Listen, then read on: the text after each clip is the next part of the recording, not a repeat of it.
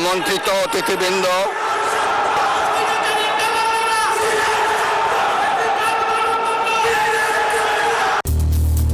প্রথম দিনে উত্তপ্ত সংসদ, ওয়াকআউট বিরোধী দলের। আমরা অনুরোধ করেছিলাম যে এই সংসদে যারা ফ্যাসিস্ট সরকারের দূষর ছিল, যারা খুনের সহযোগী ছিল, তারা কেউ যেন এখানে কোনো বক্তব্য রাখতে না পারে। আহ্বান করেছিলাম, আমাদের এই বিষয়ে বক্তব্য রয়েছে, সেই বক্তব্য বিরোধী দলীয় নেতা উনি উপস্থাপন করবেন, কিন্তু সেই সময়টা আমাদেরকে দেওয়া হয়নি, আমাদেরকে কোনো ফ্লোর দেওয়া হয়নি।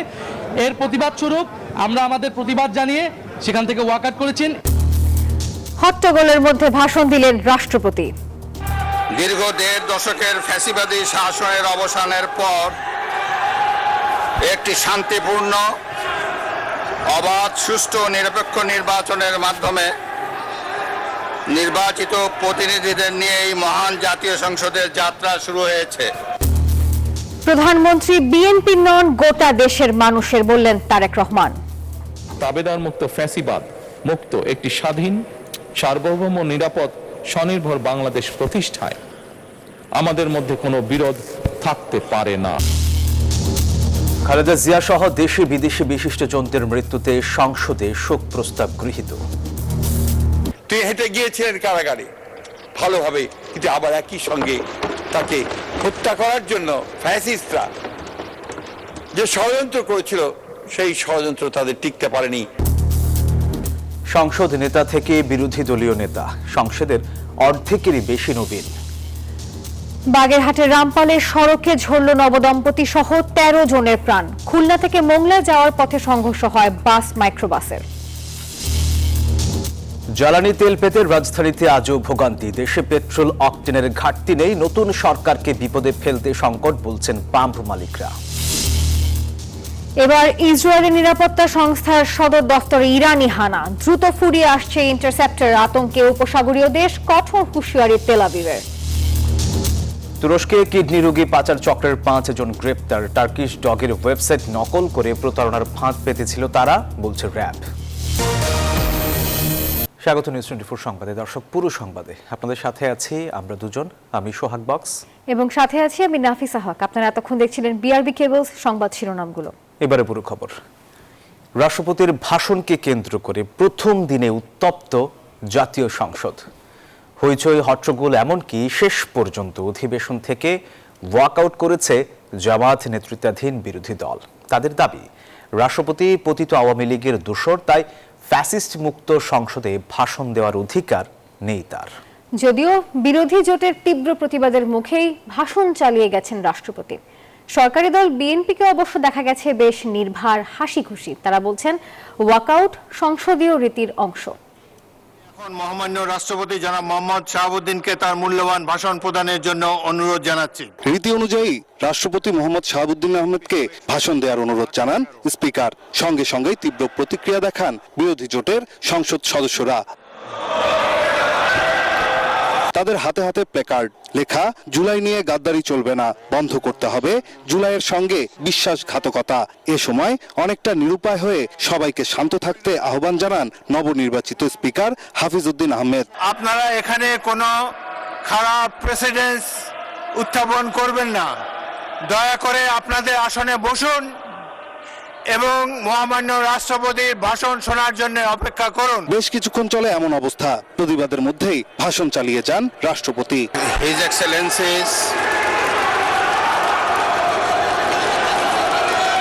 এক পর্যায়ে সংসদের বিরোধী দলীয় নেতা জামায়াত আমিরের নেতৃত্বে ওয়াকআউট করেন তারা। বাইরে গিয়ে প্রথম দিনেই ওয়াকআউটের কারণ জানান বিরোধী দলীয় নেতা। আমরা সংক্ষুব্ধ হয়ে সংসদ থেকে বের হয়ে এসেছি। আমরা আগামীতে এই সংসদে কোনো অন্যায়কে আমরা বরদাস্ত দিব না, বরদাস্ত করব না এবং মেনে নেব না। ফ্যাসিস্টের সাথে জড়িত এমন কেউ এই পার্লামেন্টে বক্তব্য দিতে পারবেন না। যখন রাষ্ট্রপতি ফ্যাসিস্ট দোসর রাষ্ট্রপতি যখন বক্তব্য দিতে এসেছেন, আমরা স্পিকারের কাছে বারবার আহ্বান করেছিলাম, আমাদের এই বিষয়ে বক্তব্য রয়েছে, সেই বক্তব্য বিরোধী দলীয় নেতা উনি উপস্থাপন করবেন, কিন্তু সেই সময়টা আমাদেরকে দেওয়া হয় না, আমাদেরকে কোনো ফ্লোর দেওয়া হয়নি। তবে শুরু থেকেই ড্যাম কেয়ার মুডে ছিলেন সরকার দলীয় সংসদ সদস্যরা। এমনকি বিরোধী জোট ওয়াকআউট করার সময়ও বেশ ফুরফুরে মেজাজে দেখা গেছে বিএনপি মহাসচিব মির্জা ফখরুল সহ সিনিয়র নেতাদের। শক্তিশালী বিরোধী দলের রাষ্ট্রপতির ভাষণ শেষে অধিবেশন মুলতবি ঘোষণা করা হয়। বাইরে এসে প্রথম দিন ওয়াকআউট করার প্রতিক্রিয়া জানান বিএনপির স্থায়ী কমিটির সদস্য সালাউদ্দিন আহমেদ। অন্তর্বর্তী সরকারের প্রধান উপদেষ্টা সহ অন্যান্য উপদেষ্টারা শপথ নিয়েছেন, তাদের দুই একজন তো এই সংসদের সদস্য হয়ে আসছেন, তো সেটা তাদেরকে জিজ্ঞেস করা যায় এই স্ববিরোধিতা কেন। 15 মার্চ রোববার বেলা 11টায় আবার শুরু হবে চলতি সংসদের দ্বিতীয় দিনের অধিবেশন। প্রথম দিন ওয়াকআউট করলেও অনেকদিন পর প্রাণবন্ত হয়ে উঠেছে জাতীয় সংসদ। সবার প্রত্যাশা এই সংসদ জনমানুষের কণ্ঠস্বর হয়ে উঠবে, যার মধ্য দিয়ে প্রতিফলন ঘটবে সাধারণ মানুষের আশা আকাঙ্ক্ষার। নাইম আলচিকো, নিউজ 24, ঢাকা। গণ অভ্যুত্থানের মধ্য দিয়ে ফ্যাসিবাদী সরকারের পতন ঘটেছে। ত্রয়োদশ জাতীয় সংসদের অধিবেশনে ভাষণে এসব কথা বলেছেন রাষ্ট্রপতি মোহাম্মদ শাহাবুদ্দিন। বলেন, গণ অভ্যুত্থানের মধ্য দিয়ে ফ্যাসিবাদী সরকারের পতন হয়েছে। তিনি জুলাই গণ অভ্যুত্থান এবং জুলাই শহীদদের স্মরণে নেওয়া অন্তর্বর্তী সরকারের কার্যক্রম তুলে ধরেন। বর্তমান সরকারের বিভিন্ন কার্যক্রমের কথাও তিনি তুলে ধরেছেন। রাষ্ট্রপতি মধ্যপ্রাচ্য যুদ্ধ পরিস্থিতির কথাও তুলে ধরেন। তিনি দেশের অর্থনৈতিক অবস্থা নিয়ে কথা বলেন, সেই সাথে মূল্যস্ফীতি ও বৈদেশিক মুদ্রা রিজার্ভের বিষয়েও তথ্য জানান। দেশের ছাত্র জনতা, কৃষক, শ্রমিক, শিক্ষক, সাংবাদিক, বুদ্ধিজীবী, প্রবাসী তথা সকল শ্রেণী পেশার মানুষ গণতন্ত্রের পক্ষে রাজনৈতিক দলসহ সকলের সম্মিলিত আন্দোলনের ফলে 2024 সালের 5ই আগস্ট তৎকালীন ফ্যাসিস্ট সরকারের পতন ঘটে। হাজারো শহীদের রক্তের উপর দিয়ে তাবেদার ও ফ্যাসিবাদ মুক্ত নতুন গণতান্ত্রিক বাংলাদেশের সূচনা হয়। আমি 2024 সালের জুলাই আগস্ট ছাত্র জনতার গণ অভ্যুত্থানে শহীদ ও আহতদের এবং দীর্ঘ 1.5 দশকের ফ্যাসিবাদী শাসন আমলে গুম, খুন, বিচার বহির্ভূত হত্যাকাণ্ড এবং ফ্যাসিবাদ বিরোধী আন্দোলনে নির্যাতন ও নিপীড়নের শিকার সাধারণ মানুষ ও রাজনৈতিক দলের সদস্যবৃন্দকে কৃতজ্ঞতার সঙ্গে স্মরণ করছি। জাতির আশা আকাঙ্ক্ষা বাস্তবায়নের প্রাণ কেন্দ্র হবে জাতীয় সংসদ, এমন আশা প্রকাশ করেছেন প্রধানমন্ত্রী তারেক রহমান। ত্রয়োদশ সংসদের প্রথম অধিবেশনে দেয়া ভাষণে এই আশাবাদ ব্যক্ত করেছেন তিনি। সংসদ নেতা বলেন, এই অধিবেশনের মধ্য দিয়ে দেশে কাঙ্ক্ষিত গণতন্ত্রের যাত্রা শুরু হয়েছে। প্রথমবার নির্বাচনের মাঠে, এরপর সরকার গঠন, আর তারপর প্রথমবার জাতীয় সংসদে প্রধানমন্ত্রী তারেক রহমান। অধিবেশন কক্ষে প্রবেশ করলেন সংসদ নেতা, অভিবাদন জানালেন সব দলের সংসদ সদস্যরা। অধিবেশনে সূচনা বক্তব্য রাখেন প্রধানমন্ত্রী তারেক রহমান। মহান মুক্তিযুদ্ধ থেকে শুরু করে এ পর্যন্ত আন্দোলন সংগ্রামে শহীদদের প্রতি শ্রদ্ধা জানান তিনি। 1971 সালের স্বাধীনতা যুদ্ধের থেকে শুরু করে 2024 সালের দেশ এবং জনগণের স্বাধীনতা রক্ষার যুদ্ধ সহ এই পর্যন্ত দেশে গণতন্ত্র এবং মানুষের অধিকার প্রতিষ্ঠার সংগ্রামে যারা শহীদ হয়েছেন, ত্রয়োদশ জাতীয় সংসদ শুরুর এই যাত্রা লগ্নে আমি তাদেরকে কৃতজ্ঞতার সঙ্গে স্মরণ করছি। বিএনপির প্রতিষ্ঠাতা শহীদ প্রেসিডেন্ট জিয়াউর রহমান ও প্রয়াত প্রধানমন্ত্রী খালেদা জিয়ার প্রতিও শ্রদ্ধা জানান প্রধানমন্ত্রী। সংসদীয় রাজনীতি প্রতিষ্ঠাতা খালেদা জিয়া দেশ এবং জনগণের সাফল্যে এই শুভ মুহূর্তটি দেখে যেতে পারেননি। আজ তাই এই জাতীয় সংসদে দাঁড়িয়ে আমরা দেশ এবং জনগণের স্বার্থে আপসীর নেতৃত্ব, ব্যক্তিত্ব, স্মরণীয়, বরণীয়, অনুকরণীয় রাজনীতিবিদ মরহুমা খালেদা জিয়াকে গভীর শ্রদ্ধার সঙ্গে স্মরণ করছি। প্রধানমন্ত্রী বলেন, দেশে কাঙ্ক্ষিত গণতন্ত্রের যাত্রা শুরু হলো। দল মত নির্বিশেষে তিনি দেশের জনগণের প্রতিনিধিত্ব করছেন। প্রতিটি পরিবারকে স্বনির্ভর করাই বিএনপির লক্ষ্য। আমাদের দল কিংবা মত কিংবা কর্মসূচি ভিন্ন হতে পারে, কিন্তু তাবেদার মুক্ত ফ্যাসিবাদ মুক্ত একটি স্বাধীন, সার্বভৌম, নিরাপদ, স্বনির্ভর বাংলাদেশ প্রতিষ্ঠায় আমাদের মধ্যে কোনো বিরোধ থাকতে পারে না, বিরোধ নেই। আমরা এই মহান জাতীয় সংসদকে সকল যুক্তি, তর্ক আর জাতীয় সমস্যা সমাধানের কেন্দ্রবিন্দুতে পরিণত করতে চাই। এখন থেকে স্পিকার আর কোনো দলের নয় বললেন প্রধানমন্ত্রী। গণতান্ত্রিক আমি বীর ছাত্র জনতাকে জানাই অভিনন্দন। মারুফা রহমান, নিউজ 24, ঢাকা। শুরু হলো বহুল প্রত্যাশিত ত্রয়োদশ জাতীয় সংসদের প্রথম অধিবেশন। সংসদ নেতা এবং প্রধানমন্ত্রী তারেক রহমান অধিবেশনের শুরুতেই স্বাগত বক্তব্য দেন।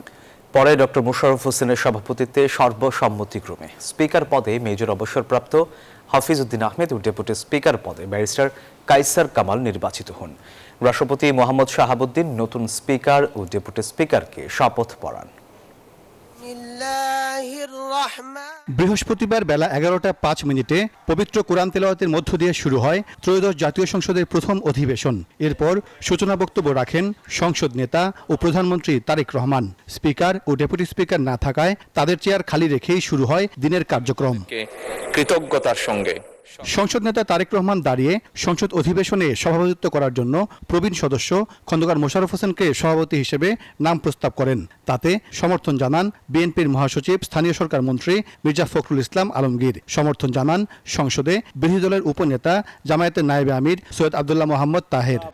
বিরোধী দলের পক্ষ থেকে সভাপতির আসন গ্রহণ করে সংসদে বক্তব্য রাখেন ডক্টর খন্দকার মোশাররফ হোসেন। পরে মেজর অবসরপ্রাপ্ত হাফিজউদ্দিন আহমেদ স্পিকার ও ব্যারিস্টার কায়সার কামাল সর্বসম্মতিক্রমে ডেপুটি স্পিকার নির্বাচিত হন। স্পিকার পদে নির্বাচিত। এরপর সংসদ 30 মিনিটের জন্য বিরতি ঘোষণা করা হয়। বিরতির সময় স্পিকার ও ডেপুটি স্পিকারকে শপথ পড়ান রাষ্ট্রপতি মোহাম্মদ শাহাবুদ্দিন। বিরতির পর স্পিকার হাফিজউদ্দিন আহমেদের সভাপতিত্বে পুনরায় অধিবেশন শুরু হয়। শুরুতেই বেগম খালেদা জিয়া, আয়াতুল্লাহ খামিনি সহ দেশি বিদেশি বিশিষ্ট 33 জন ব্যক্তির নামে শোক প্রস্তাব উত্থাপন করেন স্পিকার। আমরা 2025 সালের 30শে ডিসেম্বর গণপ্রজাতন্ত্রী বাংলাদেশ সরকারের 3 বারের সাবেক প্রধানমন্ত্রী ও জাতীয় সংসদের 2 বারের বিরোধী দলীয় নেতা, মুসলিম বিশ্বের দ্বিতীয় নারী প্রধানমন্ত্রী ও গণতন্ত্রের আপসহীন নেত্রী বিএনপির সাবেক চেয়ারপারসন বেগম খালেদা জিয়াকে হারিয়েছি। এই সংসদ দেশনেত্রী বেগম খালেদা জিয়াকে গভীর শ্রদ্ধার সাথে স্মরণ করছে। রেওয়াজ অনুযায়ী সংসদ সদস্যদের উদ্দেশ্যে বক্তব্য রাখেন স্পিকার। সরকার এবং বিরোধী দল উভয় পক্ষই জাতীয় স্বার্থে ঐক্যবদ্ধ হয়ে জনতার স্বপ্ন বাস্তবায়নের জন্য সর্বাত্মক উদ্যোগ গ্রহণ করবেন, এই আশাবাদ আপনাদের সামনে বিনীতভাবে ব্যক্ত করছি।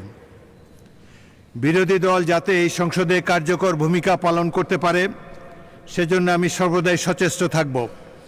ইতিমধ্যেই আমি নিরপেক্ষতার খাতিরে বাংলাদেশ জাতীয়তাবাদী দলের স্থায়ী কমিটির সদস্য পদ থেকে পদত্যাগ করেছি। আমি সকল সদস্যের কাছ থেকে আন্তরিক সহযোগিতা কামনা করি। পরে বক্তব্য রাখেন সংসদ নেতা ও প্রধানমন্ত্রী তারেক রহমান ও বিরোধী দলীয় নেতা ডাক্তার শফিকুর রহমান সহ সংসদ সদস্যরা। আজকে আপনি মহান সংসদের অধিবেশনের প্রথম দিন অন্তর্বর্তী সরকারের আমলে জারি হওয়া 133টি অর্ডিন্যান্স উত্থাপন করেন আইনমন্ত্রী মোহাম্মদ আসাদুজ্জামান। জাতীয় মানবাধিকার কমিশন 2024 সালের গণ অভ্যুত্থানের পর 6 আগস্ট দ্বাদশ জাতীয় সংসদ ভেঙে দেন রাষ্ট্রপতি। এরপর নানা চড়াই উতরাই পেরিয়ে প্রায় 1.5 বছর পর 12 ফেব্রুয়ারি নির্বাচনের মাধ্যমে নতুন সরকার গঠন করে বিএনপি।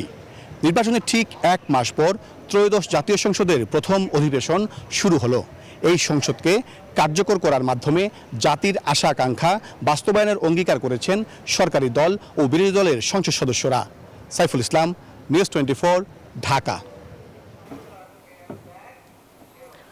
সংসদের মির্জা ফখরুল ইসলাম আলমগীর বলেন, বেগম খালেদা জিয়া দীর্ঘ 43 বছরের রাজনৈতিক জীবনে গণতন্ত্র ও স্বাধীনতার প্রশ্নে কখনোই কারো সঙ্গে আপোষ করেননি। সংসদে শোক প্রস্তাবকে কেন্দ্র করে বিরোধী দলের নেতা নাহিদ ইসলাম, ওসমান হাদি সহ আরও কিছু নাম সংসদে অন্তর্ভুক্ত করার জন্য প্রস্তাব করেন। এক মিনিট দাঁড়িয়ে নিরাপত্তা পালন করুন।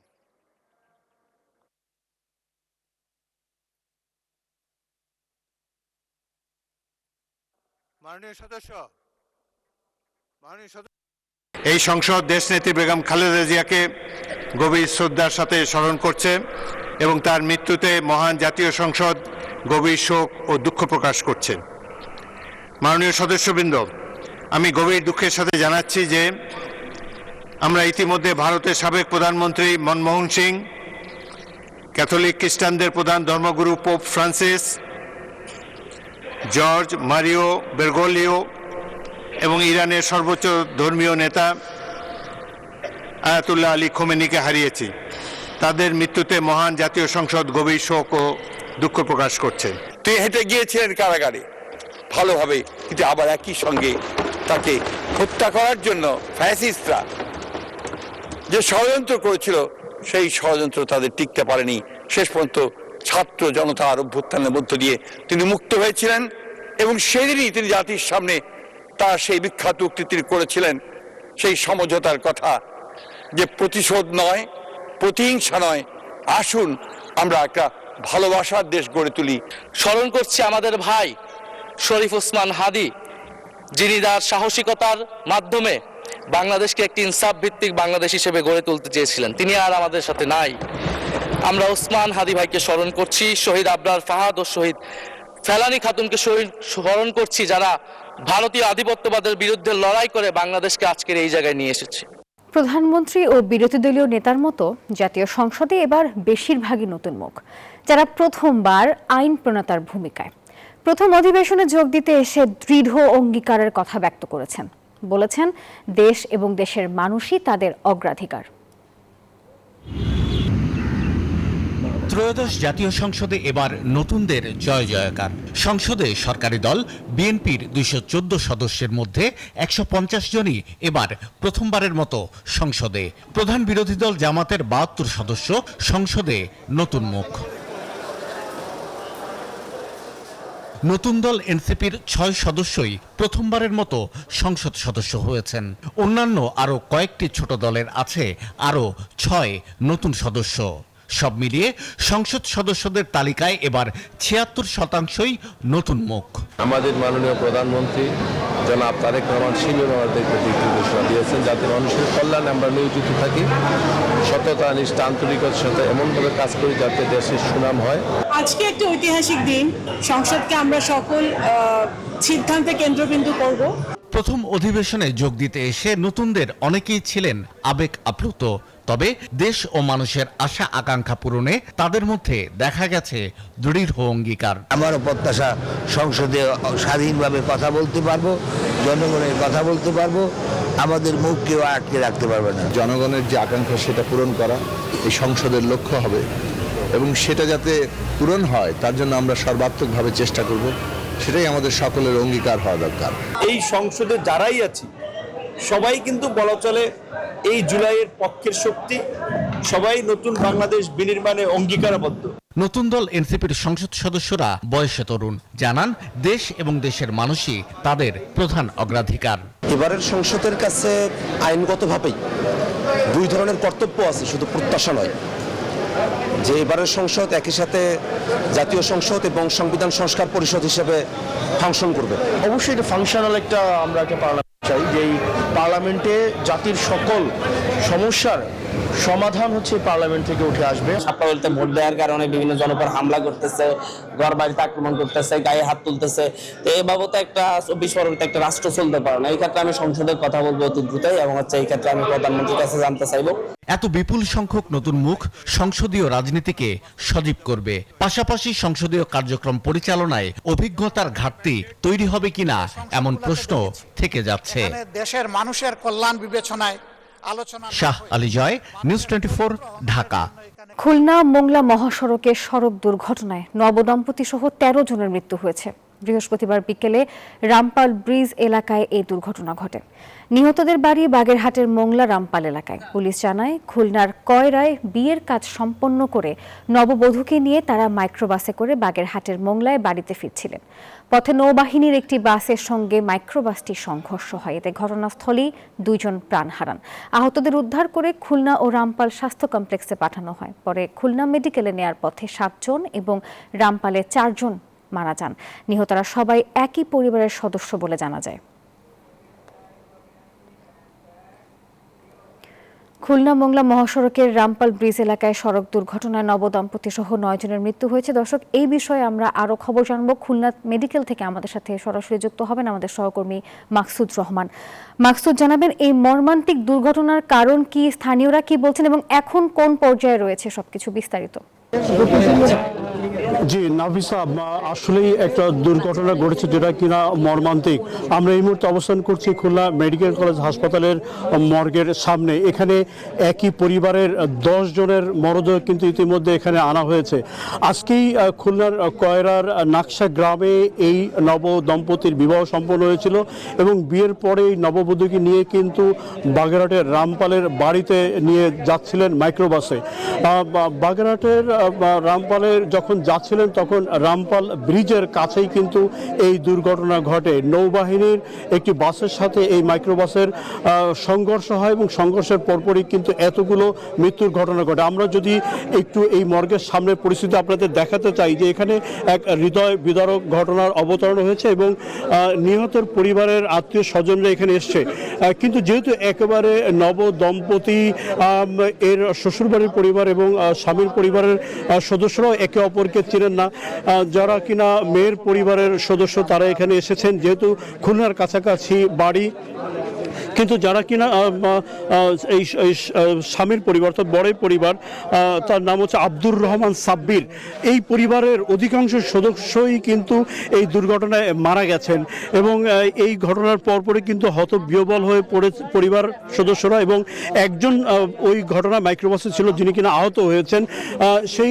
যিনি কিনা আহত হয়েছেন তাকে এই খুলনা মেডিকেল কলেজ হাসপাতালে চিকিৎসা দেওয়া হচ্ছে, তিনি কিন্তু এখনো জ্ঞান ফেরে নাই।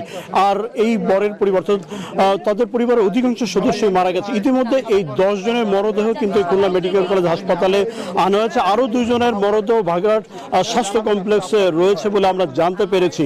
তো হঠাৎ করে আচমকে এই দুর্ঘটনায় পুরো পরিবারকে কিন্তু শোকে বিহ্বল করে তুলেছে এবং এখানে এসে কিন্তু আত্মীয় স্বজনরা পরস্পরের খোঁজ খবর করছেন, কান্না জড়িত কণ্ঠে। আসলে এখানে মাকসুদ, ধন্যবাদ আপনাকে। দেশে পেট্রোল অকটেনের কোনো ঘাটতি নেই। নতুন সরকারকে বিপদে ফেলতে নানা সংকট তৈরি করা হচ্ছে, এমন অভিযোগ করেছে পেট্রোল পাম্প ওনার্স অ্যাসোসিয়েশন। বৃহস্পতিবার জরুরি সংবাদ সম্মেলন করে এসব দাবি তুলে ধরা হয়। আর এদিকে অন্যান্য দিনের মতোই রাজধানীর পাম্পগুলোতে দেখা গেছে গাড়ির দীর্ঘ সারি। যুদ্ধের কারণে জ্বালানি তেলের আগাম সংকটের শঙ্কায় এখন রাজধানী ঢাকা। বেশ কিছুদিন ধরেই পাম্পগুলোতে সময় ধরে দীর্ঘ লাইন মানুষের। সময় নিয়ে অপেক্ষার পরও প্রত্যাশা বা সরকার নির্ধারিত জ্বালানি তেল না পাওয়ার অভিযোগ এসব অপেক্ষমান মোটরসাইকেল ও প্রাইভেট কার চালকদের। তবে কেউ কেউ বললেন ভিন্ন কথা। একজন রাইডার 5 লিটার পর্যন্ত নিতে পারবে, আমি সেই জায়গায় আমরা সর্বোচ্চ 2.5 লিটার পাইতেছি। 2 দিন 3 দিন আমরা 5 লিটার তেল দিলে এখন তো প্রত্যেক দিন আইতে হয়, 2 বার করে লাইন করতে হয়। অবস্থা তো বেশি একটা ভালো না, কারণ তেল তো কোথাও পাওয়া যাচ্ছে না। এরকম পাম্পওয়ালারা সিন্ডিকেট করতেছে, দেওয়ার অনুমতি আছে 25টা, দিতেছে 10টা, আবার দেখা গেছে বন্ধ করে ঠিক আছে তেল নাই। না এই পাম্পের ব্যাপারে অভিযোগ কিছুই নাই, কারণ ওদের নিয়মটা অনেক ভালো। অবশ্যই সমাধান চাই, সমাধান না চাইলে তো আমরা কদিন এরকম ভোগান্তি ফেস করব। এমন অবস্থাতে পাম্প পরিচালনায় বিপাকে বিক্রেতারাও গ্রাহকদের সাথে তর্কে জড়াচ্ছেন হর হামেশাই। আমাদের তেল আগে আনতাম 5 গাড়ি, এখন আমরা আনি 2 গাড়ি দিয়ে 5 গাড়ি দিলে তো আর এই সমস্যাটা থাকতো না। ভাইয়া আসলে মালিক পক্ষের নিষেধ, আমাদের কোনো মিডিয়ার সামনে কথা বলাই নিষেধ, বুঝছেন? দেশে পেট্রোল অকটেনের কোনো ঘাটতি নেই, আছে ব্যবস্থাপনায় সমস্যা। বৃহস্পতিবার সংবাদ সম্মেলন করে এমন দাবি করেছে পেট্রোল পাম্প ওনার্স অ্যাসোসিয়েশন। সারা দেশে পেট্রোল অকটেনের প্রকৃত ঘাটতি নেই, একেবারে জিরো ঘাটতি, কোনো ঘাটতি নেই। কারণ সিলেট গ্যাস মিল থেকে উৎপাদিত কনডেনসেট পরিশোধনের মাধ্যমে দেশের মোট পেট্রোল অকটেনের চাহিদার একটি উল্লেখযোগ্য অংশ, মানে প্রায় 80% সিলেটেই উৎপাদিত হয়। সংগঠনটির দাবি, নতুন সরকারকে বিপদে ফেলতে নানা সংকট তৈরি করছে একটি মহল। আমি 100% দায়ী করবো এই আমলাদেরকে, যারা রুট লেভেলে কোনো ইনফরমেশনকে কোনো কগনিজেন্সিতে নেয় না, তারা তাদের মতো এসি ঘরে বসে বসে সিদ্ধান্ত নেয়। এটা সরকারকে একদম সাবঅর্ডিনাইজ করা হচ্ছে। কারণ আপনি তেল না পেলে, আমাকে তেল না দিলে জনগণ কি বুঝবে? তেল নাই, সরকার দিতে ব্যর্থ, এটাই তো প্রমাণ হবে। চলমান সংকট মোকাবেলায় তেল উত্তোলনে ডিপো ভিত্তিক দৈনিক কোটা পদ্ধতি প্রত্যাহার করে অন্তত সাপ্তাহিক কোটা পদ্ধতি চালুর দাবি জানিয়েছেন ফিলিং স্টেশন মালিকরা। কোনো রকম বাস্তবতার সাথে এর মিল নাই। মাহমুদ হাসান, নিউজ 24, ঢাকা। ইসরায়েলের নিরাপত্তা সংস্থার সদর দফতরে হামলা চালালো IRGC। সেই সঙ্গে হরমুজ প্রণালীতেও অন্তত 6টি জাহাজে হামলা চালিয়েছে ইরান। যুদ্ধের এই পরিস্থিতিতে CNN বলছে যুক্তরাজ্যের একটি বিমান ঘাঁটিতে মার্কিন বিমান বাহিনীর B-1 বোমারু বিমানে ব্যাংকার বাস্টার বোমা মজুত করতে দেখা গেছে। এদিকে ইরানকে উপসাগরীয় অঞ্চলের দেশগুলোতে অবিলম্বে হামলা বন্ধের আহ্বান জানিয়েছে জাতিসংঘের নিরাপত্তা পরিষদ। মধ্যপ্রাচ্যে বেড়েই চলেছে যুদ্ধের দামামা। 13তম দিনেও অব্যাহত রয়েছে ইরান ইসরায়েল যুক্তরাষ্ট্রের সংঘাত। তবে ওয়াশিংটন ও তেল আবিবের নারকীয় আগ্রাসনের দাঁত ভাঙা জবাব দিচ্ছে তেহরানও। ইসরায়েলের আকাশ প্রতিরক্ষা ব্যবস্থাকে বৃদ্ধাঙ্গুলি দেখিয়ে চলছে ক্ষেপণাস্ত্র হামলা। এতে বহু আবাসিক স্থাপনা পরিণত হয়েছে ধ্বংসস্তূপে। এর মধ্যে ইসরায়েলের নিরাপত্তা সংস্থার সদর দফতরে হামলার দাবি করেছে আইআরজিসি। পারস্য উপসাগর ও হরমুজ প্রণালীতে অন্তত 6টি জাহাজে হামলার খবর পাওয়া গেছে। এ অবস্থায় তেল বন্দরের কার্যক্রম পুরোপুরি বন্ধ করে দিয়েছে ইরাক। তবে বাণিজ্যিক বন্দরগুলোর কার্যক্রম সচল রেখেছে দেশটি। ইরানের বিভিন্ন স্থাপনায় হামলার দাবি যুক্তরাষ্ট্র ইসরায়েলের। এমনকি সিএনএন বলছে যুক্তরাজ্যের একটি বিমান ঘাঁটিতে মার্কিন বিমান বাহিনীর B-1 বোমারু বিমানে বাংকার ব্লাস্টার বোমা মজুত করতে দেখা গেছে। এতে ইরানের ক্ষেপণাস্ত্র ও ড্রোন সংরক্ষণের মতো ভূগর্ভস্থ স্থাপনাগুলোতে হামলার ঝুঁকি আরও বেড়েছে বলে মত বিশ্লেষকদের। এরই মধ্যে মার্কিন প্রেসিডেন্ট ডোনাল্ড ট্রাম্প দাবি করেছেন যুদ্ধে যুক্তরাষ্ট্র জয়ী হলেও এখনই হামলা থামানো যাবে না। যুক্তরাষ্ট্রের সুরে কথা বলছে ইসরায়েলও। দেশটির সেনাবাহিনী জানিয়েছে তারা দীর্ঘমেয়াদী যুদ্ধের জন্য প্রস্তুত। অন্যদিকে ইরানকে উপসাগরীয় অঞ্চলের দেশগুলোতে অবিলম্বে হামলা বন্ধের আহ্বান জানিয়েছে জাতিসংঘের নিরাপত্তা পরিষদ। বুধবার এই বিষয়ক একটি প্রস্তাব পাশ হয় নিরাপত্তা পরিষদে। প্রস্তাবে বলা হয়েছে এসব হামলার মধ্য দিয়ে ইরান শুধু আন্তর্জাতিক আইন লঙ্ঘন করছে না, বৈশ্বিক শান্তি ও নিরাপত্তার চরম ঝুঁকি সৃষ্টি করছে। To hold the Iranian regime to account. Afrin Mou, news 24।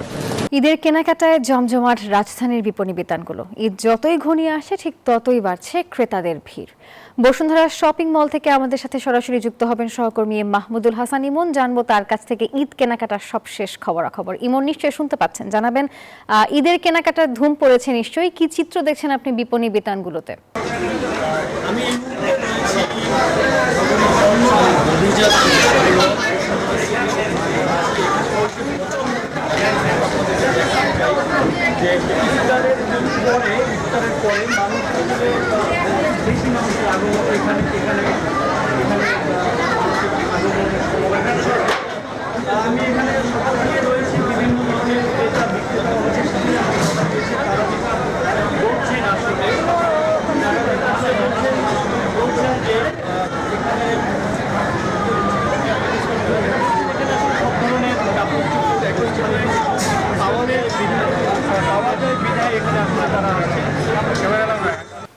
দর্শক, এই ছিল নিউজ 24 সংবাদে। ধন্যবাদ সবাইকে।